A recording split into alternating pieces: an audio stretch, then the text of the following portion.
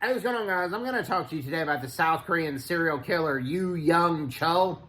And he is known as the raincoat killer because when he killed his victims, he typically had a raincoat on. And the common weapon he used was he had a hammer that he designed and built himself.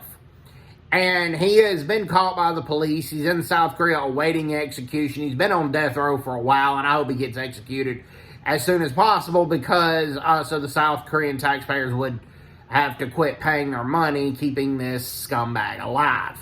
And he basically is a scumbag. He murdered over 20 people. Most of them were with a hammer that he designed himself, and he hit them several times over the head. Very rarely did somebody die a quick death when he killed them. Typically, they died a very slow and painful death. And he grew up in tremendous poverty. He had a broken family, which at the time, particularly broken families were rare in South Korea, and he experienced tremendous poverty. And because of that, he was bullied a lot in school now. And a lot of women didn't like him because of his social status and because coming from a broken family. Now, with that being said, he still managed to get a wife.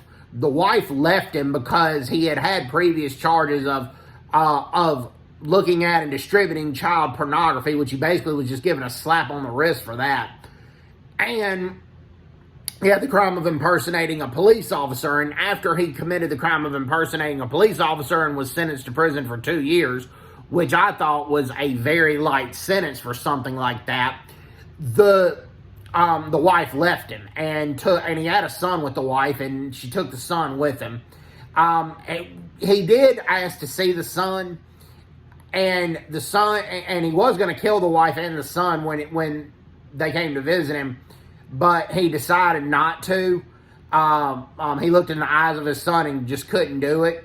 But that was the last time he ever saw his wife and kid again. I mean, the wife could tell that he was about to try to kill him. Fortunately, at the last minute, he decided not to.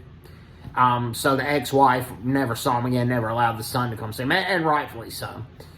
And then, basically, because the raincoat killer, that was his name, because the raincoat killer grew up poor.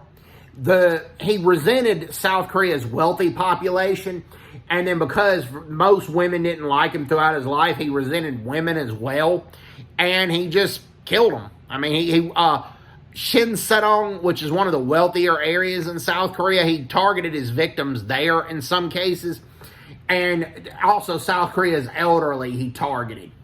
And there were times where he would cut the liver out of the bodies and eat the liver. He admitted to cannibalism. This is stuff he admitted to. When the police arrested him and caught him, when he talked about the murders, it was just like talking about it in everyday conversation.